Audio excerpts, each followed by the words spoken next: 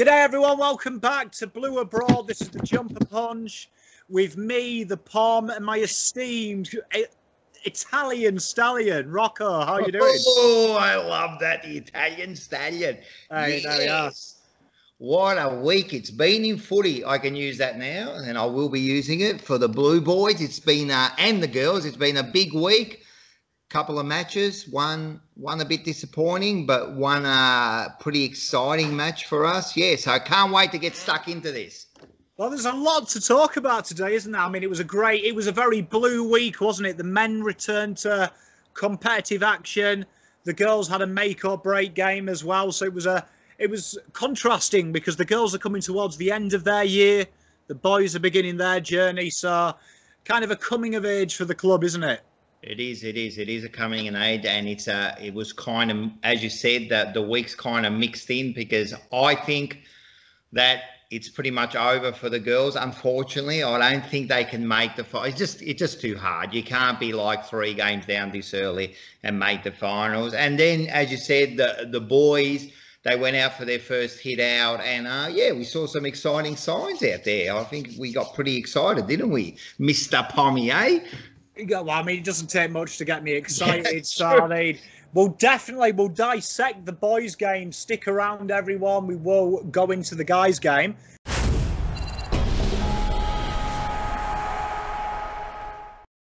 But I suppose we should get the girls straight away off the bat, because they played an actual season game with something on the line. And we'll have our quarter-by-quarter votes running along the bottom as we talk about it. But obviously, we know now the girls went down to North by 22 in Tasmania. It was a tough start and a tough end, wasn't it, Rocco? It's another scoreless quarters, hit us hard.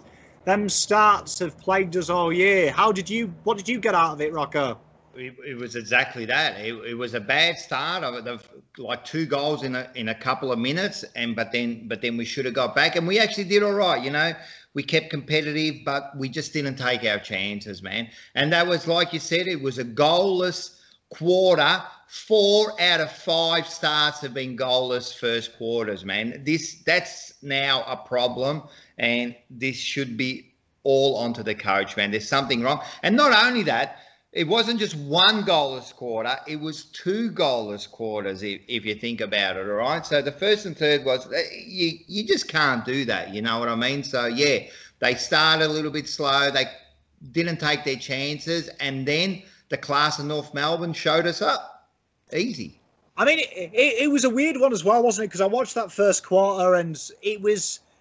They have to work so hard. Like, you look at, like, Gab Pound, Lalofi at the back, Wilson. Yep. They are working overtime to keep us in it. And there was moments where we were on top. And I would say, if you actually break the first quarter down, I would say probably 60-40 maybe in North's favour.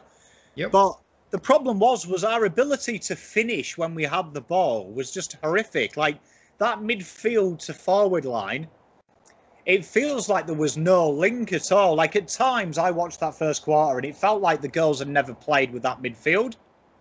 It was exactly that. And we all know that Maddie wasn't there. Yeah, we all know. But it seemed like no one lifted. No one took that responsibility. I thought Egan was going to step up. She didn't really step up, you know what I mean? And I also, we'll talk about the coaches, but I don't think he really adapted for her not being there. And I don't know, we just look completely out of place. We didn't know what we were doing. At times, we looked all right. We started switching and playing a fast. And then other times, we just played into their hands. You know what I mean? So there's definitely an issue there, especially when we're missing Maddie. Like, it's almost the old men's, when people used to say no Cribs, no Carlton, it's almost no Maddie, no girls team, yeah? I mean, it is bad. And I mean, obviously, I thought 2 of the shining lights of that quarter were Mimi Hill. I thought she did step up, but there's part of the problem. When you've got a first-year player, is being the most dynamic of your group, because a lot of them girls now have played a lot of games. Like, to use the V word, a lot of them are veterans in this discipline of AFL. Yeah, 5 years for sure. Do you know what I mean? They've played since the inauguration or thereabouts. So, yep. I mean, and it's the case in point, though, of the whole season, because then we went on to the second quarter and they kind of adjust, don't they? They have that bad quarter and then suddenly they come out and they look better. They look like they're here to do something. Yep. And that's exactly what happened in that second quarter. We thought, yep, we're back, because that's what we did against Richmond, you know what I mean? We let them get those 4 goals and then we're back, you know, but we continued on with Richmond. They just didn't seem like after that, again, after the second quarter, they fell back into what they were doing in that first quarter. Bessio kicks like 2 goals, one a bit of an opportunist goal, you know, bounced correctly, you know. She's one that, like, I don't know what's going on this year. She goes in and out way too much. Way too much, man. Like, she played that 5 or 6 minutes. Yeah. Harris is another one. She goes in and out way too much, man. Like, she should be doing a lot more, you know. So, yeah, after that second quarter, it just seemed like back to what they were doing in that first quarter. Yeah, I mean, the second quarter, I mean, I feel like they burned so much energy fixing mistakes. It reminds me a lot of 2018 Carlton at times. Where they make a few balls ups and they manage to work really hard to get back in the game, and ultimately there's not much left in the tank once the scores are level. Once they get it back, and that kind of, you saw it in the third quarter, that it was, we were still there. And I thought for large parts of the third we were the better side, but a few umpiring decisions went against us, and then it was the same old adage, wasn't it? We put all that pressure on. North went down the other end, kicked a goal, and then kicked another goal very late, almost in a matter of minutes. It was an 11-point change of hands, and suddenly you felt like the writing was on the wall. It felt like the girls had run out of puff just to fix the first quarter. And that's exactly what happened in that third quarter. Exactly what happened. You know, they North finished off well, and we just looked like we had used up all our coins. You know, it was over. And then we moved into the fourth quarter, and Mimi Hill does that. That was a great goal. It was her first goal, and we look like, maybe a bit of a chance, but again, looks like we used up all our coins, and then North ran away with it. It was pretty simple, It's a tough game. It is a tough game. We've seen it in the men's. We've seen it a lot this year from the women's. And you've got to remember, not making an excuse for them, but they have played 5 rounds where they've probably had to work 150% just to stay in the games because of these scoreless quarters. They've had to work a lot harder than they needed to. And you can start to see now that it's catching up with them. That fourth quarter, aside for the Mimi Hill bit of magic, it looked like North Melbourne had better legs towards the end, which is nothing on the girls, but they didn't have to work as hard. No, they smashed us. They smashed us in the last quarter, just poor defence. They smashed us all over the ground. Forward line, like they were just taking marks. They were kicking goals, you know. I mean, the only shining light for us is we kick straight. What do we kick? Like 5 goals, 6 goals, 6 goals. We kick straight, you know. So apart from that, so look, it was a disappointing, and it was like a chance for us to really embed ourselves in that 6, and we didn't take that chance. So unfortunately, I think that could cost us, man. I think it's going to be very tough now. I mean, a few positives. Obviously, our young midfield group got to match up without Prasparkis to play Kearney, Garner, Riddell. These are superstar midfield outfit. And although they probably got battered, they did lose the centre clearance by a decent margin. That will be invaluable for them moving forward into next year, that they got to see what is required. They know where the benchmark is. It's always a tough job, though. I know in my predictions video, a few Carlton fans had a bit of an issue that I tipped North. It was a job too far. Tasmania, no Prasparkis. I was one. No Prasparkis. It was always going to be a tough job. And in the end, when you have 2 scoreless quarters, there isn't much you win in competitive sport.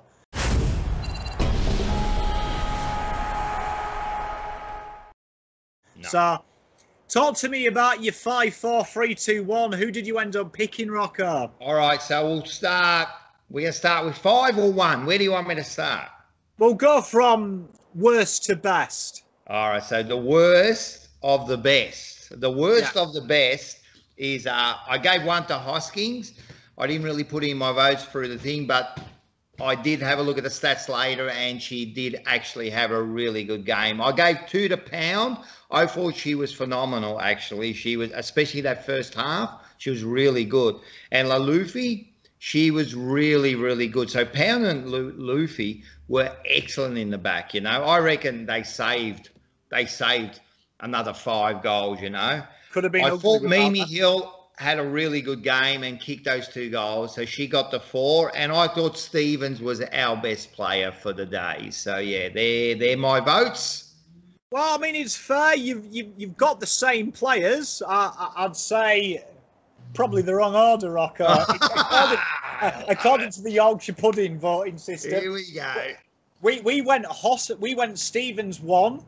We went Hoskin 2. We went Pound 3. We went Lalofi 4. And I've got a soft spot for her. She's an honorary Yorkshire woman now. I'm going to give her that title. Mimi Hill, you are an honorary POM, my darling. And she got the 5 votes, and she won the Yorkshire Pudding Award of round 5. Yeah. It was good to see Mimi Hill as well. I've been a big rap on her all year. I've been pushing her. And it was nice to write that 5. No, she was good. She was good. And that those goals, she was really good. Just topped off a really good game from the young girl. She did really, really good. Yeah. So look, I don't disagree with those votes. Saw it either way. So yeah, I think they're good votes. They're pretty close. We're getting there. We're getting pretty close. It's not kind of understand the game. Got the same 5 people, so I mean that's the main thing. That's it, exactly. And I mean that makes the scoreboard in the POM'S Yorkshire Pudding medallion. Prasparkis obviously leads the way on 44. Egan 19, second place. But in at 3, Mimi Hill breaks the top 3. She's gained a hell of a load of ground on Maddie Prasparkis. If Maddie Prasparkis has another week out, Mimi Hill might take that out. And in ROCCO'S, it's pretty much the same. In at 3rd place, 17 though, is his girl Jess Hoskin. 2 Egan on 25. And a bit more of a narrower lead, Prasparkis on 40. So, interesting times there, Rocco. It is. And look, Maddie's going to be hard to beat. She'll be back next week. But yeah, look, I like that some of the young girls are right up there. So, look, the future does look good. I just think we've got a few things to learn, you know. And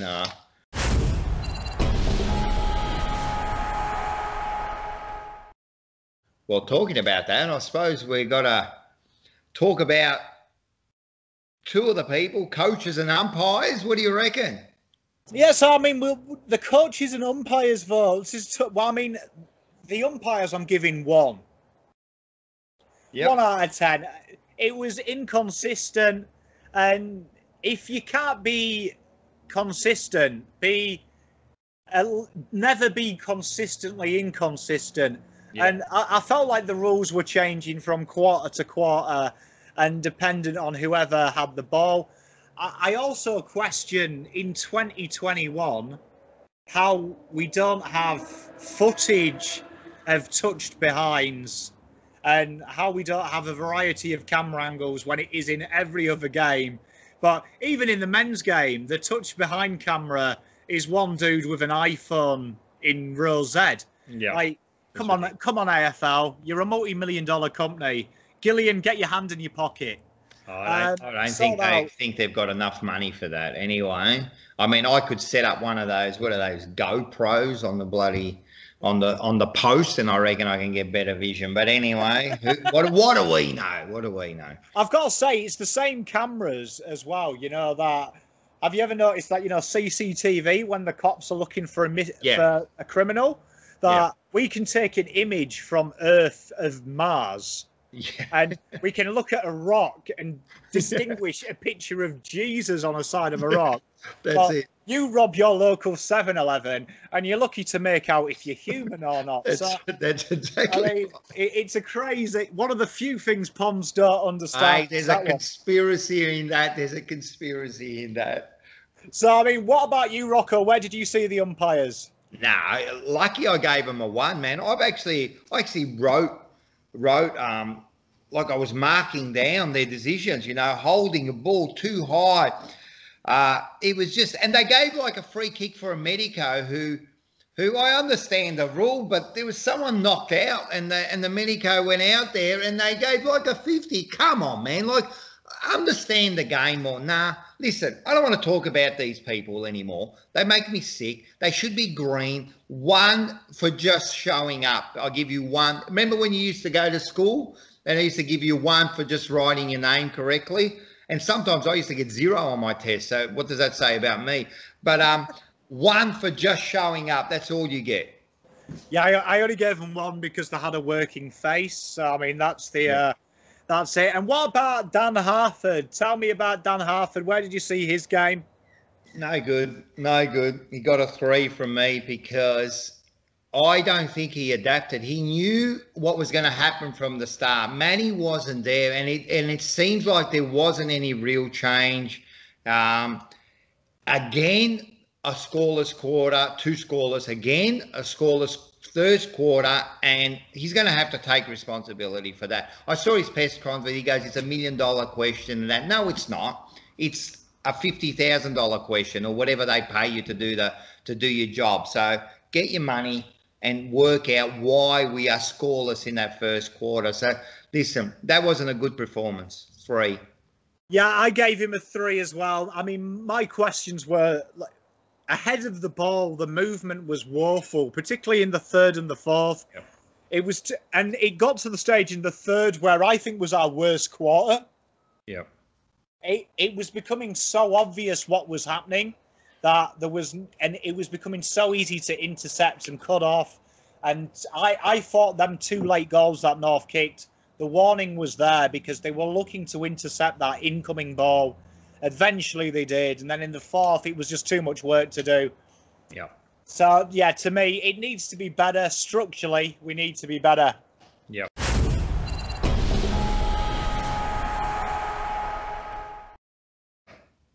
And then we're on everyone's favourite, my favourite. Who should have stayed at home this week, Mate, I'm going to be controversy here, man. And as I do, man, like one of the girls always has to stay home, like really. And this week, like, look, it's not this girl, Downey. She only had 4 possessions, but I'm not going to keep picking on her. I mean, it's not really her fault for possession.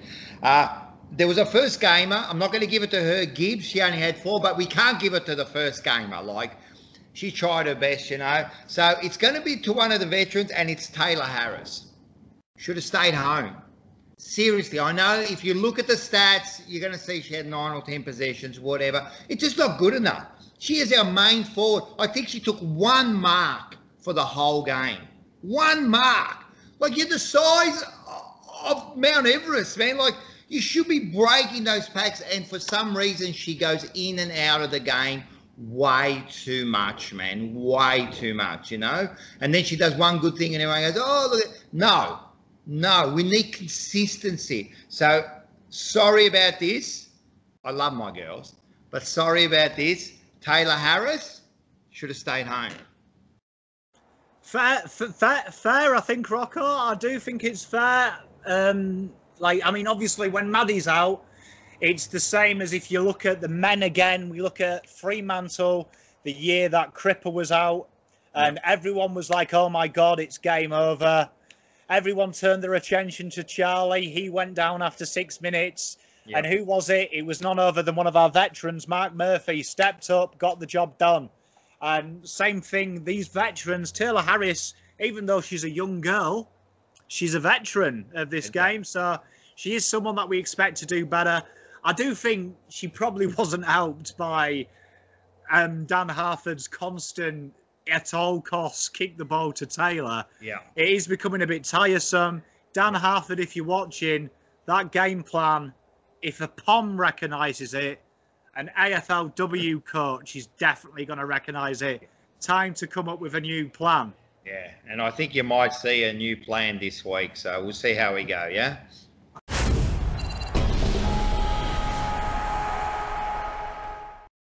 Hopefully. Well, obviously, as always, with ROCCO'S Stay at Home, we focus in the English way of finding something positive to get our teeth into. And we're going to get our teeth into my favourite girl at the moment, and that is young Mimi Hill. And here we are. We'll have a look at a heat map. There you are. Blue Abroad, still the only place in Australia for all heat maps, female related. Yep. So doing our bit. And it was a fantastic game. You can see she works the left-hand side really hard. We needed someone to step up. And what impresses me about Mimi and this heat map is how intense she is. She really attacks the ball. And you look at Mimi Hill as well, and she's only a small girl. She's not a giant juggernaut on there, but she plays with the tenacity of a key forward, doesn't she? She really gets her head over the ball. She looked to make something happen, take the game on, and I thoroughly enjoyed Mimi's game. She was really, really good. And if you look at that heat map, yeah, as you said, she takes care of that left side there. The positions are all the way to the back, you know, so she works hard going back and forth, and then she went forward and she scored some goals, you know. She's always looking dangerous. Yeah, no, Mimi Hill, and she was early pick, and she's really shown, you know, like her worth. No, I was happy with that, and I was really happy with Mimi Hill, man. She got me excited in that last quarter. That goal was terrific. It was terrific.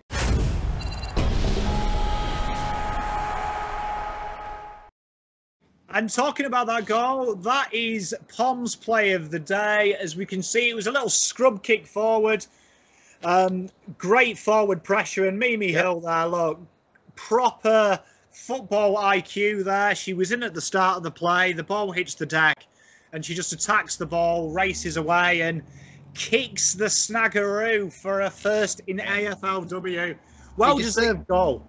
Oh, well deserved. Did you see the pickup? It was really good, man. Like, she's picked it up. She only had eyes for the ball and the end objective there, the goal. You know, she's picked it up, scored it. No, that was really, really good. And then she did back it up with another goal after that, you know. So, yeah, so that was a great, great bit of play. Phenomenal game. One of the positives for the girls, that was Mimi Hill. If she doesn't get a Rising Star nomination this week, there is a crime. Yeah, I did actually write that down, that, yeah, she should be getting the Rising Star, and well deserve it.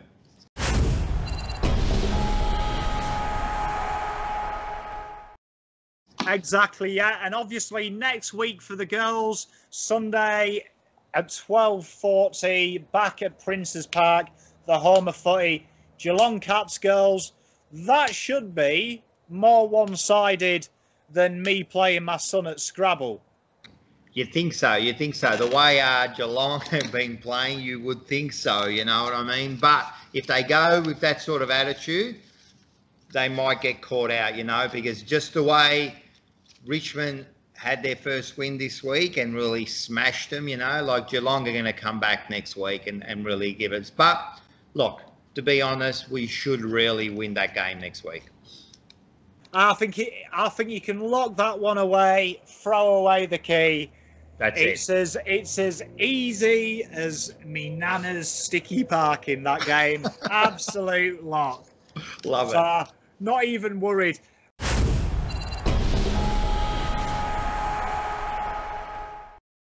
Well, I mean, talking about not even worried, we had another game at the weekend, and that was our beloved men against the Scum. And there's one rule on Jumper Punch that I don't allow, and that is no talk of pre-season friendlies, because it was against Essendon. And I would expect Patrick Cripps, if he sees the captain of Essendon in a burger bar eat 2 burgers, Cripps should eat 4, because it is always a competition against these mugs. Oh, tell me about it. It was a relatively easy game for the boys, wasn't it? They showed quite a lot, and there was a lot of control. Oh, it was a good game. It was a good game. And I know it's a pre-season, but we're we're allowed to get excited about this. Let's get excited about this, because it's not just that about the result. It's good to get the result because the scum, but it wasn't just about the result. It was the way the game was played. Now you can see what Sard and Williams have done to this side. Two players have really changed the dynamic of this side, right? Sard off the back. How quick is that bloke? I didn't realise how quick he was, and how good is his kick. I realise how good this is. And then you had Williams in the middle.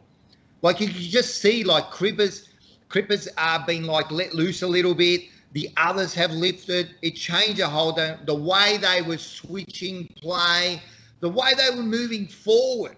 You could see them moving forward, ready for it. It was almost Richmond-like.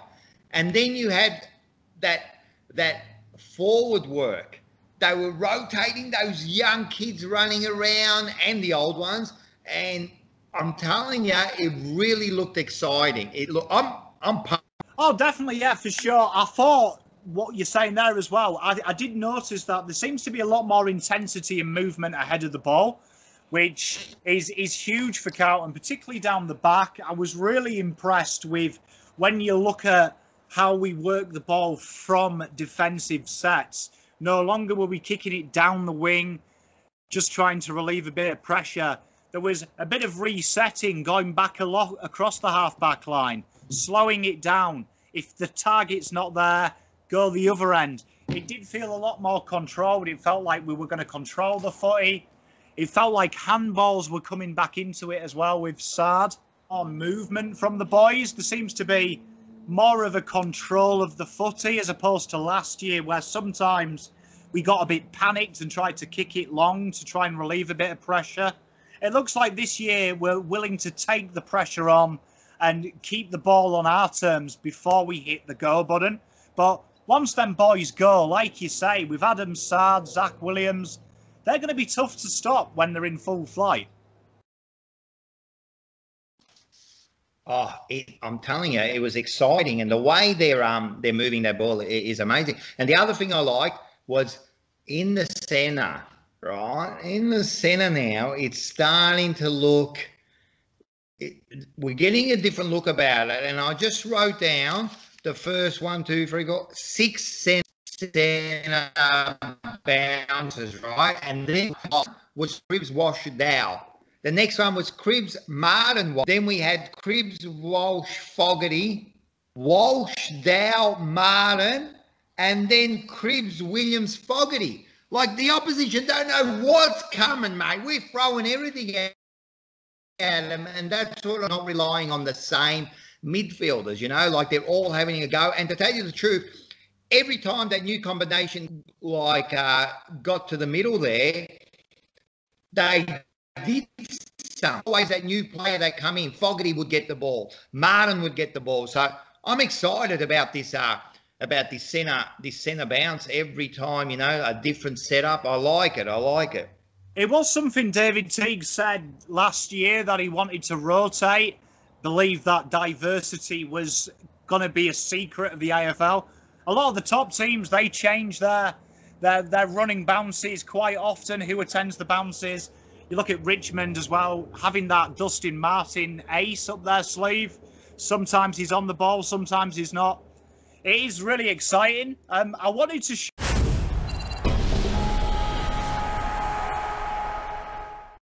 show you and the guys and girls at home a guy that I picked on 2 guys for the game this week. The first one was Will Setterfield, who seemed to play more of a kind of played that Sam Mitchell role as Hawthorn back in the day.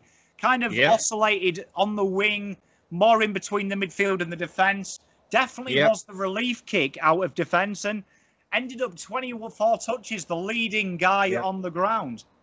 Which was a bit deceiving because I didn't really notice Will too much, right? And then I had a look at his stats and he had 24 and he was playing like behind the ball there and along that wing there. And I liked it. And he done a really good job. And as I said, he's really become an important part of our team. You know what I mean? It's sometimes a player like that, when they're getting that many possessions and they're doing their job and you haven't noticed them, mate, that's like gold. That is like gold, because we're not sitting there going, oh, where is he? Why isn't he getting like he just did his job and he did it well. So, yeah, that's a good player focus. I was happy with that. It does remind me as well that we know Teague likes having a relief kick down the wing. Usually he deploys Casbolt there, or Harry will drop in there as that relief kick. I think Setterfield, with his height, he's a better user of the ball. And that was something that we saw with Setterfield this weekend, was his ability to hit targets and also think like a midfielder, looking for the inside run, not just booting it down, looking for someone to come to him and keep possession. Real assured user. And I think, like you say, he's going to be an important part of Carlton's system moving forward. Huge. And the reason they can do that is, well, we'll talk maybe about him later, but like someone like Paddy Dow now, like coming in the middle, and well, everyone's talked about Paddy Dow, how good he was, but because now the midfield and Chuck and Fogarty and Williams coming in there, like Setterfield has that chance now to do that, right? And it's given us like a different look and a weapon now, because as you said, man, he took 7 marks, you know what I mean? So he took 7 marks and was that relief kick, and then down the wing. But what they're also doing is, you see how many times they're just opening up the ground and going, when they can, they hit the middle and then attack. And that's a dangerous game style if you can get it right, and which they did against Essendon. Well, I mean, it's high risk, high reward, as we know, is how Teague plays. And one guy we're talking about, he was probably the beneficiary of this game plan, is Adam Sard as well. So here's his heat map. He had the 20 touches, 3 marks, 2 tackles. And he's someone that I thought was very important of what he brings. I thought it was a big game for Adam Sard, for Carlton fans, to see what it's about. And one thing I noticed was his ability to run with the ball, relieves pressure. I talked about it last year. Instead of kicking it, a lot of top teams just look to break lines and say, well, if you're going to play a high forward press, I'll run past you. And Sard showed us that. And when he took off, it really helped us relieve pressure, because they were very reluctant to get too far forward, because you get too far forward and he gets past you, he's gone. And I was excited about seeing Adam Sard. Excited? Man, I'm still excited, man. You got no idea, man. You can see now I'm starting to like, I'm growing the beard. I'm Adam Sard fan now. I love the bloke, but I loved him from last year. And anyone out there, I'm telling you, anyone out there last year that was going, oh, he's not worth the pick and all that, like, get off it, mate. I'm telling you, he's worth every cent and every pick we gave up for him. Man, did you see it? I'm sure everyone's seen it, but that time, man, there was one where he ran through the middle. Not only did he burn off his player, he ran past, and I reckon it was Shield. Lucky we didn't get Shield. It was Shield, man. He ran past him like he was standing still. How many times did Sard break that line? And that's what's important. And it's exactly what you said, man. He breaks that line, man. Teams don't know what to do, man. And he delivers. Like, everyone forgets that we got that stat last year, 81% efficiency. The bloke is an elite kick, kick. This bloke, I'm telling you, man, I'm so excited about this bloke, man. He's got a huge difference to our game, huge. And I mean, I totally agree with you. And I think watching this game, my takeout was, I want us to continue to play like that. I like that high risk, high reward. Yep. I think people forget now, our team is talented. There is talented players in there. They're no longer little kids anymore. Dow's a man. Do you know what I mean? And he showed that. And one thing about Paddy Dow is it was great to see him play with a smile on his face. He was enjoying that game. And I haven't seen that smile on Paddy Dow's face since 2018. So it was great to have Dow back, and I hope it continues. And listen, you know me, last year I bagged that kid. I feel sorry for him. I even bagged him for having a bloody cocktail. You know, so I bagged that kid, but you know what? He's come out, and this is what footy's about. This is what life's about, man. You go out there, don't worry what everyone says, and you do what you do, and that's what he did, man. Like, man, he looks strong. And this is what we've been waiting for. That's why I'm so hard on the kid, because we've seen what he can do, you know. He looks strong, and he did it. He did a couple of the dusty, but now we're going to change that to the Dow, right? He done a couple of dusties where he just pushed off and used that power. And then what does he do? He finishes off with like 2 goals, and one of them was in that goal square where that was Eddie Betts-esque as well, wasn't it? Mate, I didn't even think he was going to get to it, you know, and he got to it and he kicked the goal, you know, and all of a sudden, you know, like the whole midfield looks different, you know. So good on you, Paddy Dow, man. Yeah, huge. I've got to say as well, let's talk about Cripper, because I've got 2 notes here, and you'll like my first note was I wrote thank fuck. I can't say that. Thank F. Man, he kicked a goal and didn't celebrate. Yes, I noticed that too. It's a bit more like serious, a bit more like, hey, we got business to do here, and that was exactly right. He went back, he snapped it, and he just, like, did he go back to, I think he went for the next centre bounce. So he just ran to the centre, and he reminded me, and the old timers will remember this, Bradley, the first goal in the 95 grand final, kicks the goal, turns around and goes back to the middle because it's all business. Yeah, so you're absolutely right, man. I noticed that. Well, the other thing I wrote, and this is probably more poignant, because if it works, I don't mind him celebrating when we're beating teams by 100. Yeah.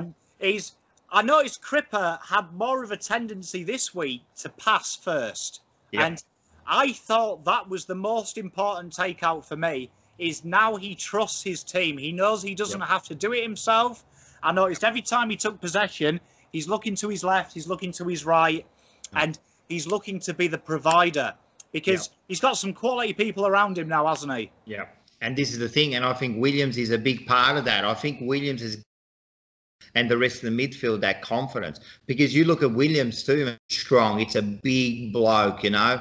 And I think now you're right. Cribbs is thinking, I'm not the only one who has to do this, you know, like the hard work, you know. So, yeah, and you saw especially that first and second quarter, man, he looked good. And you know what? His kicking looked good too. His kicking, like, usually that's the part of his game where you're a bit worried, but his kicking looked good, man. He was hitting targets, running forward. So, yeah, man, yeah, you're absolutely right, man. That's a good point. And talking about tough, hard work, we have St Kilda on Thursday. Now, this should be an intriguing one because obviously my wife, she is a massive Saints girl. And what we know about Saints is obviously they're coming off the back of an absolute mauling at the week. They destroyed North Melbourne, like, ridiculously as well. They won by 91 points. And I watched parts of that game. The fourth quarter, St Kilda didn't even try. So St Kilda are playing well. They are probably the most impressive side in pre-season. I know you could say it's North Melbourne. They're not a real football side. I'd be the first to admit they're not a real football side either. But looking at it, they looked pretty tasty. Yeah, Stevenson was in the goals. Higgins, Mason Wood, Battle, all their toes fired. Now, that was probably one area you would say, if there was an area of concern for Carlton, it was probably Waterman did go a bit crazy on Jacob Wheatering, which is fine. Jacob Wheatering, we'd rather have him a bad game when he's playing at Prince's Park in a pre-season. But obviously, we're going to have a good benchmark here because St Kilda are on. So, I mean, what are you hoping to get out of this game? More the same. I want to see this game plan keep evolving. keep evolving, just like we evolved from the apes. I want us to evolve from last year, you know. So I want to just see more of the same. I want to see Sard. I want to see, you know, the midfield. I think we're going to have maybe a couple of extra players come in, maybe Casbolt and that. So it's going to be a little bit of a different dynamic. But St Kilda's going to be a big test. It's going to be a big test. I know it's just the pre-season, but don't tell me now, especially the game before the main season, they're not going to go 100%. Like, this is big. And we're talking, they're looking, some of these players are looking for spots on the side.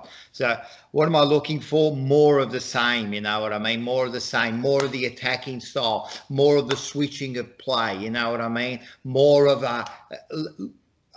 getting Sard, releasing him, you know what I mean? And yeah, Wiedering, I did notice, like, it wasn't his best game. That's all right. That's all right. Jones had a terrific game, you know what I mean? Doherty had a terrific game, you know? And the other thing is, it's a bit of different kind of style. Do you think with St Kilda now? Like, St Kilda have got the talls up the front. We've got the small. So it's going to be good to see how we hold up. Because I think this is the way to go now with our side. You know, one or two bigs, a lot of smalls, a lot of pressure. I think St Kilda are a great warm-up fight for Richmond. I think if you went to Aldi and looked at their version of Richmond, you'd get St Kilda. So It's very play-on heavy, very quick, very high pace. You've got Higgins and Butler, who are a menace. You've got some crafty toes in Membry. He's very agile. Max King is a monster. So it's really kind of a great dress rehearsal for Richmond in a couple of weeks. It's probably the perfect warm-up for them, because what St Kilda can do, Richmond can do just as well. So get over that. It's going to be a good test. I mean, obviously, I joke about Wiedering, but he was on Jake Waterman, and I'm a big fan of Jake Waterman. Those who don't know him, very tricky customer, because he's 6'3", but he moves like a small forward. He's a very awkward player. And you look at a lot of the marks he got on Wiedering, it was very late in the game as the game was slowing down. So up until that point, Wiedering had sewn him up. So I'm not duly concerned. I think Wiedering would prefer to play Max King anyway. Just remember, our back line is a unit. You know what I mean? Like, they did well. They're a unit, man. They're like you got Jones and Wiedering and Doc and Sard, you know, so they all work, and Plowman, you know what I mean? So, and they're all working well together. I'm very confident. They were a good unit last year. That's not what I'm worried about. The middle, I'm happy with. Forwards are doing pressure. The other one too, I'm just going to quickly mention is first of all, SBS. I thought he had a great game. He didn't get a lot of mention, but you look at him, man. He moves smoothly, man. That bloke really delivers the ball. He rarely misses, man, and he looks like he's got time, you know. So I'm going to give, like, kudos to SBS. And the other one is we got one more spot on the list, and I think it's going to be Cal Moore. What do you reckon? I think it has to be. I mean, Oscar McDonald did his best Scarlet. He's not a ruckman. You know, like, we've put him in that spot trying to make him a ruckman. He's not a ruckman, so it was always going to be hard for him. I don't blame him. But Cal looked all right, man. And if he's going to be the second ruck, and he looked like he ran out of the middle a couple of times. Hey, he was wearing the 30. Did you get confused for a sec? I've got to say, because I've got a sneaky feeling this is POM'S conspiracy. POM'S conspiracy is, I don't think Charlie Curnow is as bad as the club are letting on. And I think we will see him sooner rather than later. And I did actually, when I saw a warm-up and I saw a big unit with shaved hair, for a minute think it was Charlie. I was like, the club have tricked us. You would have got excited. You would have got excited, mate. The big man's back. I like that conspiracy. I like it. No disrespect to Callum Moore, but when he turned around and I saw Callum Moore's ugly mug, I was genuinely heartbroken. Yeah. No, but listen, he did all right. So, look, I think he's going to have another go this week. So, yeah, look, if he's our last spot, I'm happy with that, because we're going to need someone to... And Pitts, hey, I think everyone talks about TDK. I like TDK, but I'm thinking Pitts, man, he's our main ruckman. Let's be honest, man. If we're going to win a premiership, right, I reckon it's going to be Pitts. He's the one who's going to be our main ruckman, man. I love his work. I love it. I think Pittonet's never going to be a dominating ruckman, but a bit like me and Terry discussed on Blue Abroad, my thought is make him a little bit like Reece Stanley. Just be competitive, win 50%, and just give your midfield a chance, and that's all he can do, really. And he does. And then he went up and kicked a couple of goals. You know what I mean? So I'm happy. Yeah. So that's very, very good, mate. Excited about the win, and excited about St Kilda this week. Yep, so Thursday, 7:10, we've got an evening fixture. Make sure you tune in. It will be on, I believe, the app, AFL app, or KO, if you have it.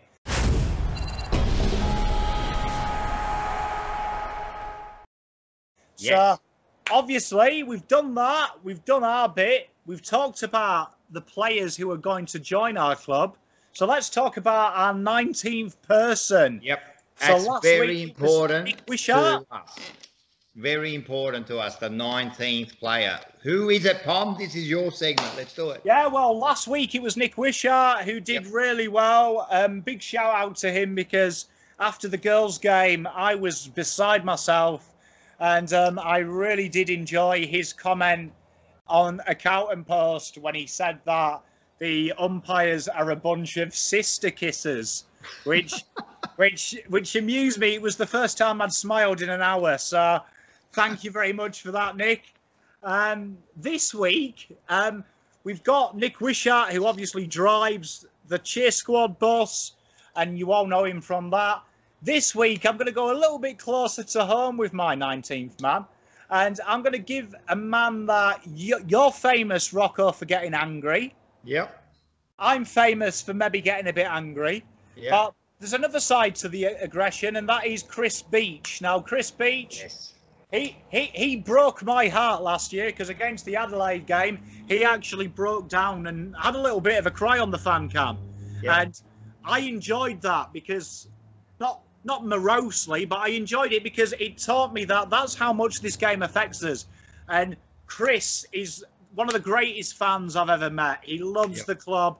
And honestly, when we play, he goes with them. Like, he is the definition of a 19th man, because he feels every tackle. He feels every goal. He lives the game. And I love that, because he wears his heart on his sleeve and he ain't afraid to show it. So, Chris Beach, mate, God loves you. Well done, Chris, mate. And he does. He comments a lot. He messages us a lot. You know what I mean? He's always there. Great. And I do remember that in the fan can, And we love, and that's what we want. That's what we want. This 19th man, we're going to keep pushing it, because we think that it's an important part of the club. We are the 19th man. We are important. And Chris really shows what we are, you know what I mean? And you're right, it means a lot to people. People don't realise. I hear some people go, oh, how do you like sport? You know, well, you got no idea, man. It's like the old song says, it's more than a game, and that is, you know. So the 19th man is very important. It's very important to us. We're going to push it, and us as a team, we're going to get this through, and one day we can sit back and say, hey, we did something good. So, Chris, well done, mate. Yeah, well done. And anyone who gets a chance, please watch that video, because honestly, it broke my heart watching it live. I was in the waiting room, right? And I'd just torn a strip off the team. And then Chris came on, and I was like, oh my God, man. Like, if I was a player and I watched Chris, I would have gone out and got him 30 touches and 5 goals next week. Like, I would have done. I would have found a way. Yeah. Yeah, no, absolutely, absolutely. Great pick. Well done, Chris. And keep going, guys, man. Keep sending those messages. We appreciate all the messages we get. Push the like button. We're loving it. We love doing this show. And let's keep on going, guys. Keep on going. Yeah, I mean, I've got to admit, I do vicariously live through the kudos of a virtual like and a virtual comment. Oh, we love it. Well, it just shows, you know, like when we get that, it's about, first of all, it helps the channel. It helps us, like, definitely. And also makes us feel like we're appreciated, you know, it gives you a little bit of an up, you know. So, yeah, Yeah, Do it for no other reason than it'll keep me happy. Yeah, that's it. That's it.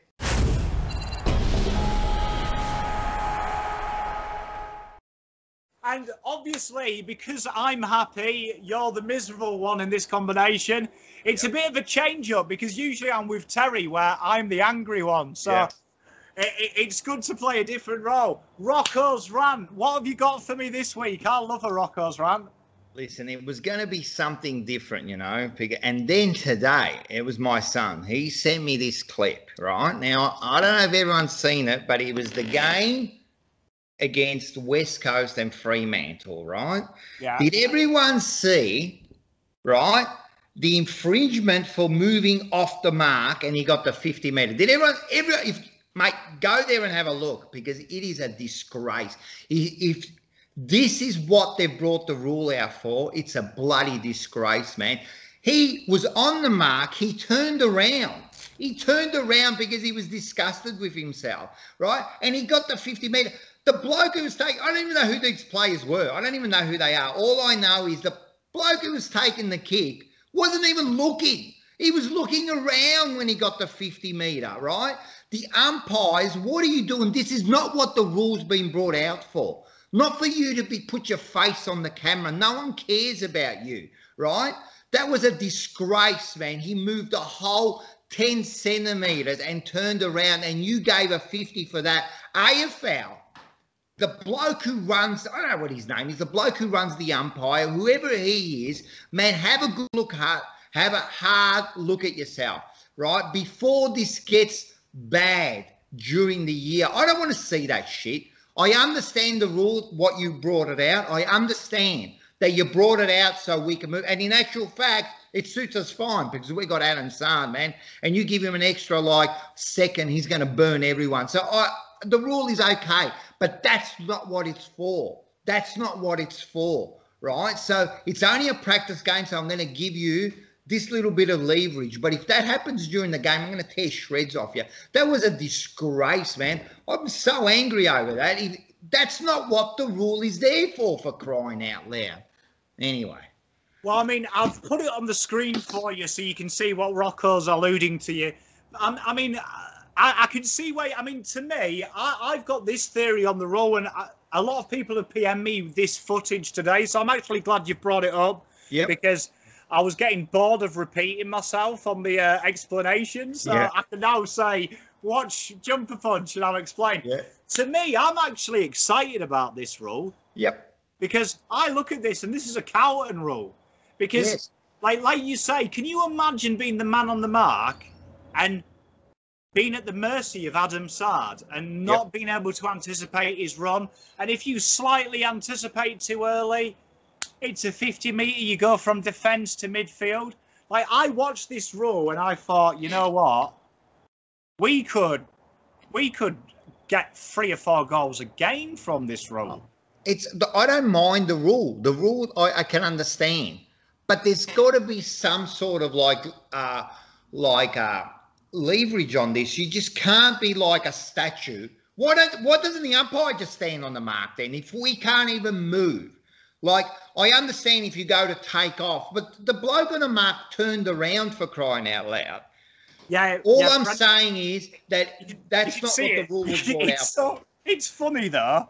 It is funny because a practice match is not my team. All right, I understand. But, yeah, do that in round 1 against Richmond, and then let's see how much you laugh. I was going to say, if that's waitering, kick after the siren. Yeah. I tell you what, play this footage back of me giggling. Look, you made a good point. I'm happy with the rule. Like, I don't mind it. But there's, let's be. Come on, umpires. Come on, have some nous about how the game is played. That bloke there wasn't running off. He was just turning around, marking it. So what? You can't even mark what? You know how they mark the spot? What? You can't even mark the spot anymore because you'll move an extra 30 centimetres, right? So, let's be. Look, it might have just been they might just work on and not be so, but if that's what's going to keep happening, I'm telling you, man, we're going to be focusing on the wrong thing, No, 100% with you. I mean, I think in this case, you could see Brennan Cox was just pissed off, and you can see he's turned away to probably utter some words to himself and turn round. I mean, like I say, Rock, I hope there's some common sense come the actual season and that we don't see things like that. Like even a warning in that situation when the umpire, it's not trying to influence the mark. Exactly. That's all I'm asking for. Let's make sure that this doesn't become a talking point during the year. As I said, I don't mind the rule, but let's make sure that we use some common sense when we're.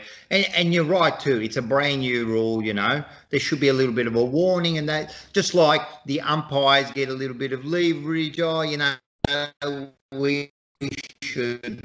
I think through the whole practice matches, it's actually there hasn't been that many infringements, so the players have really adapted to it well.